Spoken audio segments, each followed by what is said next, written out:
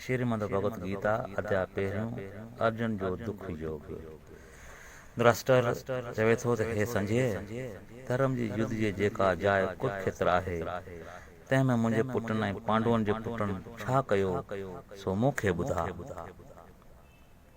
संजय चवण लॻो त हे राजुन, तव्हांजो पुटु जेको दुर्योधन आहे, तंहिं पांडवनि जी सेना ॾिठी, सेना जे जोड़ जग ॾिठी, पंहिंजे गुरुदेव द्रोणाचार्य वटि वञी हथ ॿधी वेनती करे चवण लॻो त हे स्वामी, ॾिसो त सही, पांडवनि जी सेना कहिड़ी चङी तरह सां बीठी आहे।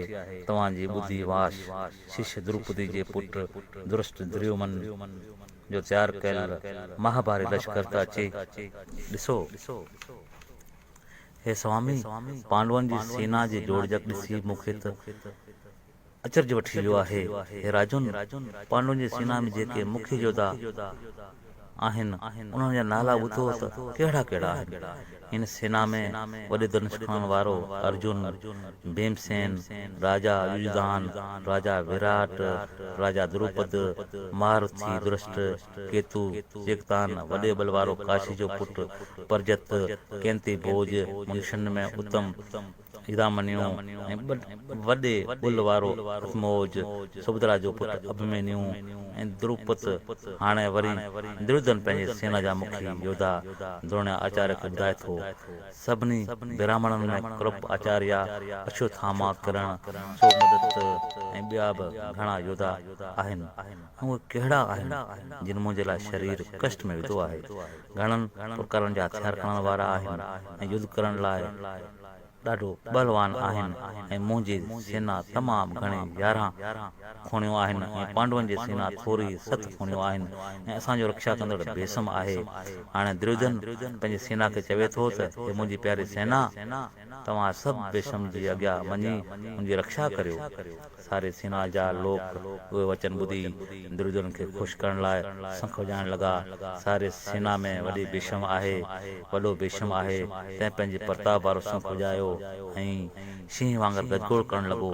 तंहिंखां पोइ उन्हनि जे पुठियां सभिनी शंख वॼाया ऐं नौबत, नगारा, गौमुख जा बाजा ऐं बगल वॼाइण लॻा। हाणे पांडवनि जी सेना जी बाजनि ऐं शंखनि जो विस्तार ॿुधो। पहिरीं त श्री कृष्ण भॻवानु रथ ते वेठो आहे ऐं उन रथ जी शोभा टिनी लोकनि में उत्तम आहे ऐं सारे रथ जो सामान सोनो आहे। घणनि प्रकारनि जा हीरा मोती जोहार जुड़ियल अथसि। जहिड़ी रीति बरसाति जे मुंद में बादलनि जो आवाज़ थींदो आहे, तहिड़ी रीति उन रथ जे फीसनि जो आवाज़ आहे। अहिड़ी त अर्जुन जो रथ आहे जंहिं ते श्री कृष्ण भॻवानु विद्यमान आहिनि। ऐं घोड़नि जी शोभा वरी कहिड़ी आहे, जहिड़ो कि गऊ जो खीर, अहिड़ी त घोड़नि जो रंग आहे। घोड़नि जो मुंहुं वारो वरी अहिड़ो आहे जहिड़ो पॿण जो गुल टिड़ियल हूंदो आहे। जिन जा गिची ऐं कन तमामु सुहिणा आहिनि ऐं पुछ बि सुहिणा अथनि ऐं पट जे धागे में सोन जा घुंघरू पातल ॻुचीअ में पियल अथनि, पेरनि में सोन जा नोरा पियल अथनि। अहिड़ी त घोड़नि जी शोभा आहे। अहिड़े सुंदर रथ ते भगत वत्सल श्री कृष्ण भॻवानु वेठो आहे। तंहिं पंहिंजे जिन्या नाले शंख वॼायो, देवदत्त नाले शंख अर्जुन वॼायो ऐं पौंडर नाले शंख भीमसेन वॼायो। ऐं भीमसेन कहिड़ो आहे जंहिंजो पेट तमामु वॾो आहे ऐं संस करम बि तमामु ऊचा आहिनि। अंत्य विजय नाले शंख कुंती जे पुटु राजा युधिष्ठिर वॼायो ऐं सघोष नाले शंख निकल वॼायो ऐं मणिपुष्प नाले शंख सहदेव वॼायो ऐं वॾे धनुषधारी काशी जे राजा महारथी सुखंदी बि शंख वॼायो ऐं राजा विराट बि वॼायो। दुष्ट देवमन अजीत जो कंहिंखां बि जीतो न वञे, अहिड़ो शांतीअ को जादू आहे, तंहिं बि पंहिंजो शंख वॼायो। ऐं ॿिया केतिरा ई पांडव जे सेना में योद्धा हुआ, तिन सभिनी पंहिंजा पंहिंजा शंख वॼाया। ऐं वॾनि ॿांहां वारो सुभद्रा जो पुटु अभिमन्यु आहे, तंहिं बि पंहिंजो शंख वॼायो। उन्हनि शंखनि जो आवाज़ ॿुधी धृतराष्ट्र जे पुटनि कौरवनि जा हृदा फाटण लॻा ऐं शंखनि जे आवाज़ खां ज़मीन ऐं आकाश हिकु थी विया। उन खां पोइ धृतराष्ट्र जे पुटनि जी सेना अर्जुन ॾिठी जॾहिं ॿिन्ही सेनाउनि पाण में बाण हणणु शुरू कया तॾहिं अर्जुन पंहिंजो धनुष खणी युद्ध करण खां अॻु श्री कृष्ण भॻवान खे चवणु लॻो त हे मुंहिंजो रथ कृपा करे ॿिन्ही सेनाउनि जे विच में वठी हलो त मां ॾिसां त मूं सां युद्ध करण लाइ केरु केरु आया आहिनि जे मुंहिंजे प्राणनि ऐं धन खे त्यागे आया आहिनि तिन खे मां जांचे ॾिसां। संजय चवणु लॻो हे धृतराष्ट्र जॾहिं अर्जुन उहे वचन श्री कृष्ण भॻवान खे चया तॾहिं श्री कृष्ण भॻवान अर्जुन जो रथ ॿिन्ही लश्करनि जे विच में आणे बीहारियो।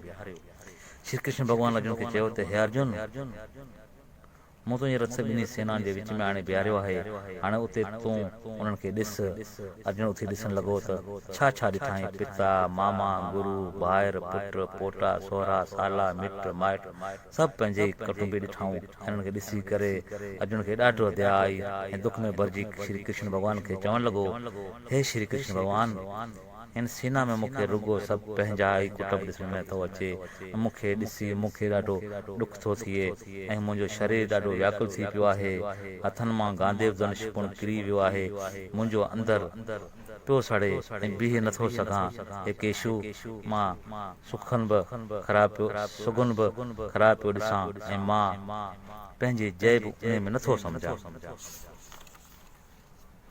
हे केशू पंहिंजे कुटुंब सां युद्ध करण में मूंखे कोई लाभ कोन थींदो मां पंहिंजे कुटुंब खे मारे राज करियां सो हे केशू मूंखे राज करण जी कामना आहे। हे गोविंद उहो राज कहिड़े कम जो आहे जंहिं सुख लाइ राज वठिजे थो त कुटुंब जा माण्हू सुख पाइनि से हे मधुसूदन उन्हनि जे मारण जे मूंखे अछा कान्हे ऐं उन ते मूंखे दया थी अचे हे टिनी लोकनि जा स्वामी उन्हनि जे मारण जे करे मूंखे टिनी लोकनि जो खणी राज बि मिले तॾहिं बि मां उन्हनि खे न मारींदुसि। हे धरती जो राज आहे हे जनार्दन धृतराष्ट्र जे पुटनि खे मारण करे मूंखे कोई लाभ कोन थींदो उल्टो उन्हनि जे मारण जे करे मूंखे पाप लॻंदो तोड़े हू वॾा पापी आहिनि तॾहिं बि हिननि खे मारण न घुर्जे। हे भॻवान उहे सभु पूजा करण जे योग्य आहिनि ऐं हिननि खे मां कॾहिं बि न मारींदुसि।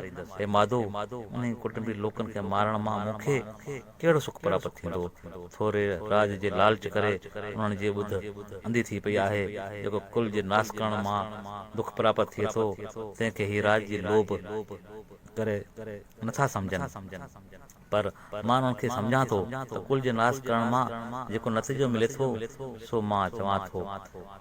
हे जनार्दन कुल जे नास थियण करे कुल जा अॻियां धर्म जेका हलंदा अचनि था उहे बि नास था थियनि जॾहिं कुल जा धर्म नास थिया तॾहिं सारे कुल में अधर्म अची प्रवेश कंदा ऐं कुल जूं जेके बि स्त्रियूं हूंदियूं उहे सभु विधवाऊं थी वेंदियूं ऐं पोइ उहे विधवा स्त्रियूं ॿिनि पुरुषनि सां संग कंदियूं उन्हनि मां वरुण शंकर संतान पैदा थींदा ऐं उन वरुण शंकर संतान जे हथ जो पिंड ऐं जल पुत्रनि खे न पहुचंदो ऐं पुत्रनि खे पिंड ऐं जल न पहुचण करे उन्हनि जा पुत्र स्वर्ग मां किरी नर्ग में अची पवंदा।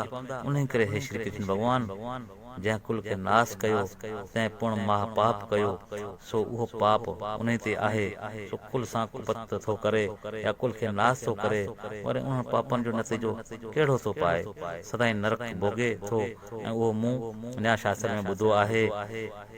वरी अर्जुन पछताए हथ मटे चवे थो त हाय हाय ॾिसो त भाई मूंखे कहिड़ो न पाप लाइ उधम करायो अथनि राज जे सुख लाइ पंहिंजे कुल जे नास थी कयमि हाणे मां पंहिंजा हथियार फिटा थो करियां ऐं धृतराष्ट्र जे पुटनि खे हथनि में हथियार हूंदा ऐं मां उन्हनि जे साम्हूं वेंदुसि त मूंखे मारींदा उन्हनि में मुंहिंजो जस थींदो तंहिं करे मां युद्ध न कंदुसि।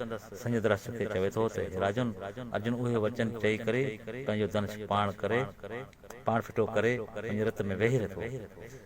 ईअं श्री भगवत गीता श्री कृष्ण अर्जुन वारो अर्जुन विषाद योग पहिरियों अध्याय समाप्त थियो।